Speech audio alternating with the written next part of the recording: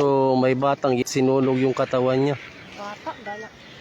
So di natin malapitan kasi bawal videoan daw. Dito na kayo.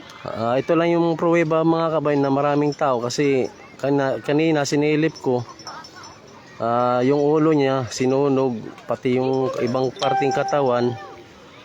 Tapos Dito na, be. yung ulo niya, yung bandang skull niya inuod. Tapos hindi basta-basta malapitan mga kabay dahil Dito na. gawa ng sobrang baho. Kaya ngayon limitado yung paglapit natin mga kabay, pero try natin lapitan ng husto kasi nasa gilid siya ng sapa eh.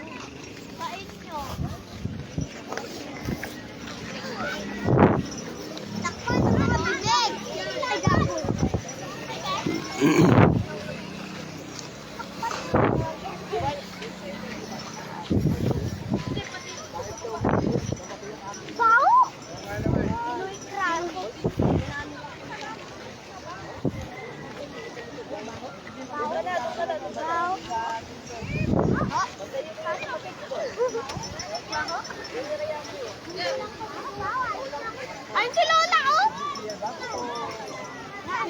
So mga kabay dito, wala pa namang kiklaim na magulang na anak nila.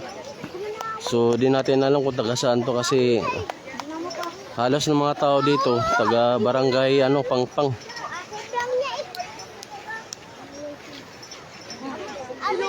Kung napapansin niyo mga kabay, ayun yung kulay yellow na police line, do not across. Yung may puno na yan, nandyan mismo yung katawan ng bata. Limitado na tayo makalapit mga kabay kasi gawa ng pinagbabawal ng kapulisan natin. Sa mga di pa alam, dito nangyari sa Barangay Pangpang, Purok Size B. Yung parte ng katawan niya na sinunog, yung iba hindi na susunog.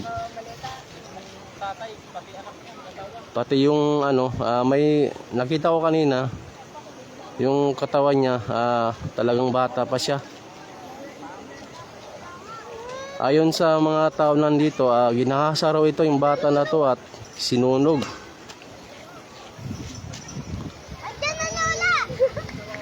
Baka may nakakaalam dyan na may nawawala na anak nyo.